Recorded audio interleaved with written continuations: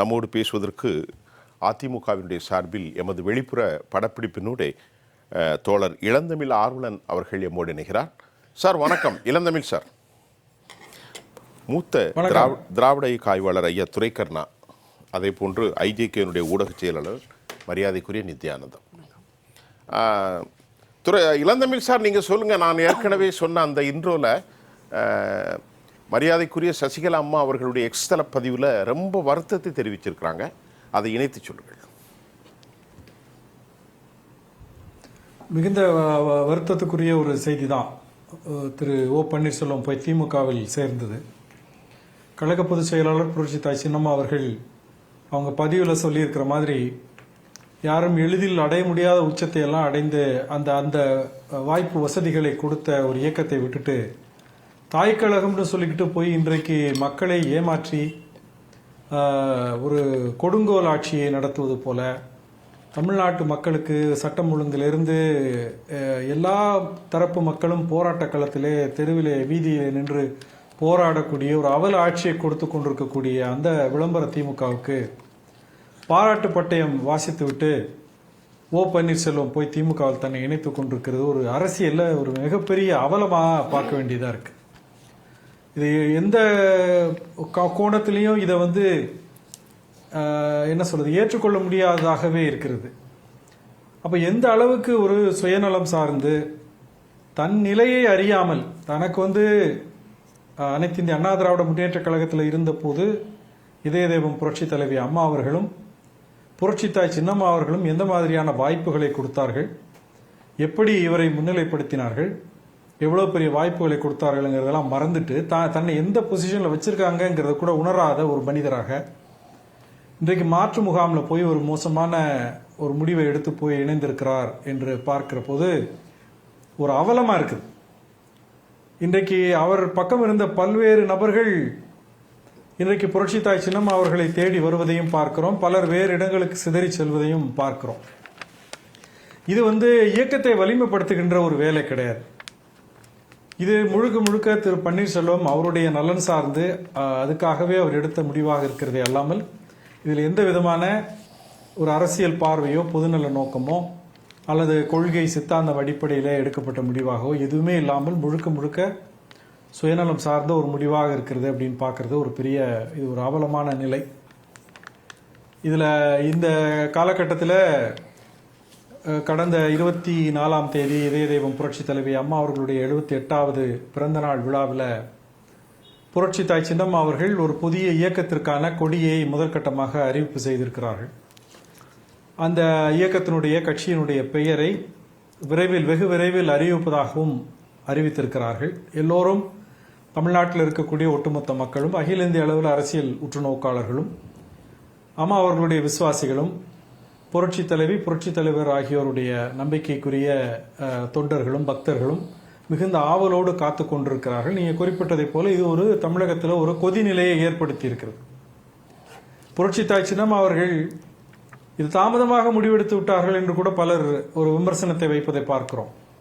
இதுல ஒரு 2 விஷயத்தை நான் குறிப்பிட்டு சொல்ல விரும்புறேன். புரட்சி தாய் சின்னம்மா அவர்கள் ஒரு கட்சி ஆரம்பித்து அதுல செயல்படலை இதுவரைக்கும், அல்லது எடப்பாடி பழனிசாமியை எதிர்த்து அதிமுகவை நான் கைப்பற்றுவேன் என்ற பெயரில் தாறுமாறாக வாய்க்கு வந்தபடி விமர்சனங்களை வைத்துக்கொண்டு அரசியல் லாவணி பாடிக்கொண்டிருக்காமல் ஒரு ராஜதந்திர ரீதியில் அமைதியாக பொறுமையாக சில நகர்வுகளை செய்தார்கள். அவை எதிர்பார்த்த முடிவுகளை தரவில்லை என்கின்ற நேரத்தில் இது ஒரு புதிய கட்சியை தொடங்க வேண்டிய காலகட்டத்திற்கு அவர்களை இட்டு சென்ற காரணத்தினால் இந்த அறிவிப்பை கொடுத்திருக்கிறார்கள். ஆனால் இந்த 9 ஆண்டு காலமும் தமிழ்நாட்டில் இருக்கக்கூடிய மெயின் ஸ்ட்ரீம் மீடியாவில் புரட்சி தாய் சின்னம்மா அவர்களுடைய பெயரை உச்சரிக்காமல் ஒரு நாளும் எந்த விவாதமும் டிபேட்டும் நடந்தது இல்லை என்பதை என்னால் ஆணித்தரமாக அடித்து சொல்ல முடியும். அப்ப இப்படிப்பட்ட ஒரு தலைவர் அரசியல் இல்லை என்று யாராவது சொல்ல முடியுமா? அவசரப்பட்டு முடிவை எடுத்துவிட்டு இன்றைக்கு குறிப்பாக சொல்ல வேண்டும் என்று சொன்னால் அமமுக என்ற ஒரு இயக்கத்தை தொடங்கி அதிமுகவை மீட்பேன், இரட்டை இலையை மீட்பேன் என்று அறிவித்துவிட்டு இன்றைக்கு எல்லா சமரசத்துக்கும் தங்களை ஆட்படுத்திக் கொண்டு எங்களுடைய பங்காளி என்று சொல்லி அதிமுகவோட அமமுக கூட்டணி அமைத்திருக்கிறது.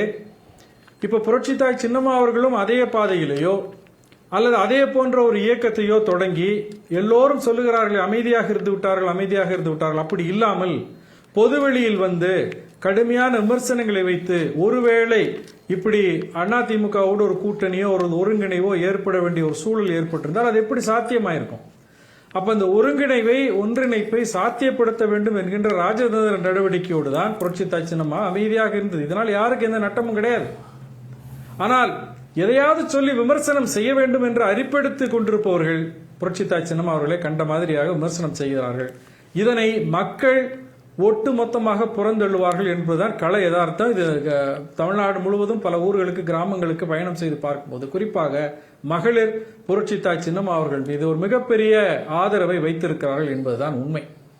அதே போல இப்போ கட்சி தொடங்குவது தாமதமாகிவிட்டதனால் என்ன நிகழ்ந்து விட்டது என்று பார்த்தால், சுயலாபத்திற்காக அரசியல்ல தாங்களும் வந்து ஒரு கொடி போட்ட காரில் அங்க போகணும் இங்க போகணும், அரசியல் செய்ய வேண்டும், தேர்தலில் நிற்க வேண்டும், வசூல் பண்ண வேண்டும் என்று நினைக்கக்கூடியவர்கள் இந்த தாமதத்தை விமர்சனம் செய்கிறார்கள். இது இவ்வளவு பெரிய ஒரு தலைமை பொறுப்பில் இருந்தவர்கள் 30 ஆண்டு காலம் புரட்சி தலைவி அம்மா அவர்களோடு இருந்து அரசியலிலும் கட்சியிலும் பல்வேறு நகர்வுகளை சவால்களை சந்தித்தவர், கட்சிக்காக சிறை சென்றவர். இவ்வளவு சோதனைகளையும் தாண்டி அவருடைய இந்த முடிவுகளை ஆளுமையை கேள்வி கேட்பது என்பது சாதாரணமாக இருக்கக்கூடிய நிர்வாகிகளுக்கோ தொண்டர்களுக்கோ விசுவாசிகளுக்கோ அழகல்ல என்பதுதான் நான் சொல்ல வேண்டிய ஒரு கருத்தாக இருக்கிறது. மிக துல்லியமாக முடிவை எடுத்து மிக அழகாக நகர்வுகளை செய்து இந்த இயக்கம், அதாவது புரட்சித்தாய் சின்னம்மா அவர்களுக்கு பின்னாலே இருக்கக்கூடிய தொண்டர்கள் எத்தகைய வலிமை படைத்தவர்கள், இவர்களால் இந்த அரசியலில் என்ன சாதிக்க முடியும் என்பதை மிக ஆணித்தரமாக அழுத்தமாக ஆழமாக வருகின்ற தேர்தலில் நிரூபித்து காட்டுவார். அதனுடைய ஒவ்வொரு நடவடிக்கையாக படிப்படியாக எடுத்து வைக்க தொடங்கிவிட்டார். அடுத்து கட்சி பெயர் அறிவிக்கப்பட்டு அடுத்தடுத்த நகர்வுகள் நடவடிக்கைகள் எடுக்கப்படும் போது தமிழக அரசியல் களம் இந்த புரட்சித்தாய் சின்னம்மா அவர்களுடைய முயற்சியின் உண்மையான முழு வீச்சை அறிவார்கள் என்பதை என்னுடைய முதற்கட்ட கருத்தாக நான். இளந்தமிழ் சார், இப்போது நம்முடைய உறவுகள் பல விவகாரத்தில் மனம் உடைந்து காணப்படுகிறார்கள். ஆனால் இப்போது அவர்களுக்கு ஒரு பெரிய ஜோதி கலங்கரை விளக்கமாக இருக்கிறது. தமிழ்நாட்டிலிருந்து பலர் நம்மோடு பேசிக் கொண்டிருக்கிறார்கள். தொலைபேசியிலும் அம்மாவை சந்திக்க வேண்டும் என்றெல்லாம் கேட்கிறார்கள். இப்பொழுது இந்த மாதிரி மனம் உடைந்து ஒரு பக்கமாக இருப்பவர்களுக்கு தற்போது நேற்று கமுதியில் நடைபெற்ற அந்த எழுச்சிமிக்க ஒரு கூட்டம் செய்கிற சொல் என்ன? தற்போது நிலைகளை குறித்து நீங்கள் பேசுங்கள். எப்படி பார்க்கிறீர்கள்? இல்லை, இதில் யாரும் வந்து இனியும் கலங்கி போய் இருக்க வேண்டிய தேவையில்லை.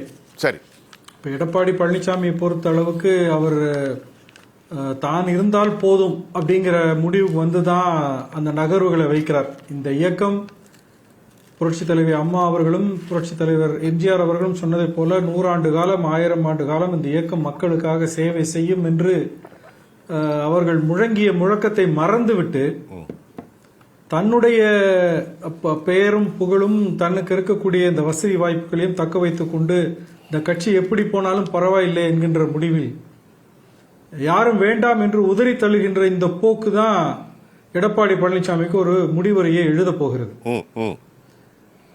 அவர் வந்து தன்னுடைய அடியாட்களை வைத்து புரட்சித்தாய் சின்னம்மா அவர்களை விமர்சனம் செய்ய வைக்கிறார்.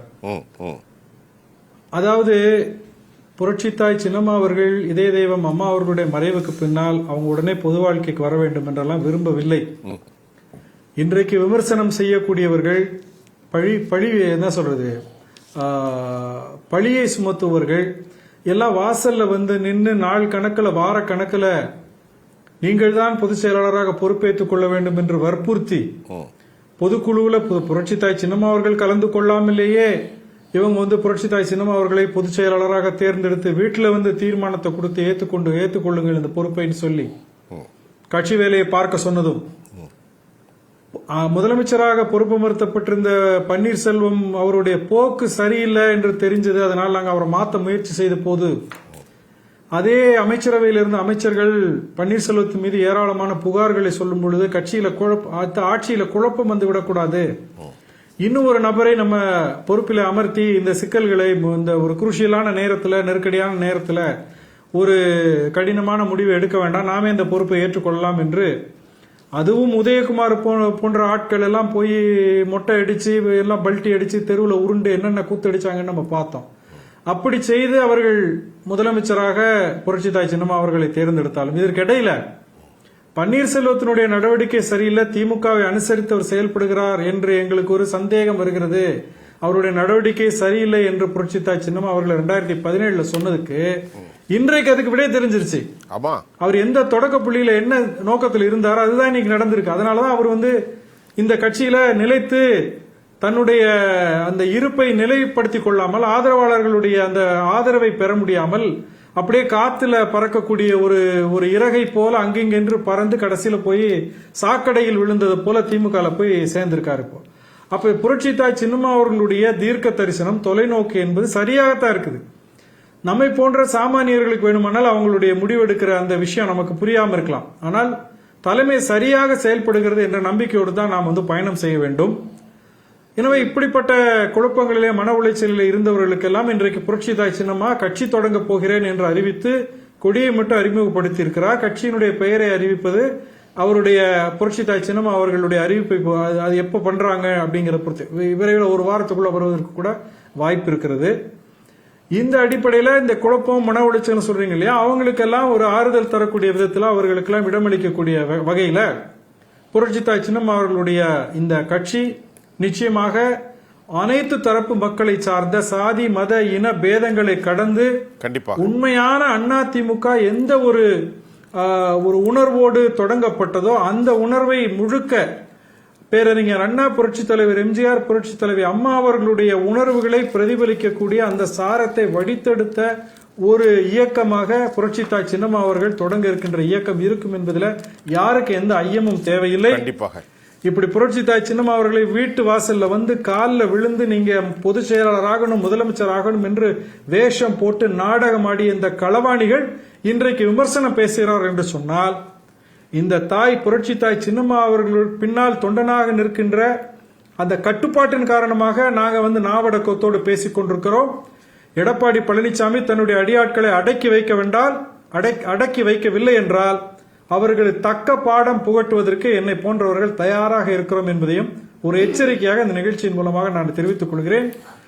புரட்சி தலைவர் எம்ஜிஆர், இதய தெய்வம் அம்மா, புரட்சித்தாய் சின்னம்மா அவர்களுடைய தொண்டர்கள், விசுவாசிகள் எந்த கலக்கத்திற்கும் உளைச்சலுக்கும் தங்களை ஆட்படுத்திக் கொள்ள வேண்டாம். உங்களுக்கான தீர்வை தருவதற்கு புரட்சித்தாய் சின்னம்மா அவர்கள் வெளிப்பட்டு விட்டார்கள். அடுத்தடுத்த நாட்களில் விறுவிறுவென காட்சிகள் மாறும். நமக்கான கனவு நனவாகின்ற அந்த முயற்சியில் புரட்சித்தாய் சின்னம்மா அவர்கள் கோலாகலமாக, கொண்டாட்டமாக இறங்க போகிறார். நமக்கான ஏராளமான பணிகள் காத்திருக்கிறது என்பதை சொல்லி அதை என்னுடைய நிறைவு கருத்தாக நான் வைக்க விரும்புகிறேன். மிக்க நன்றி.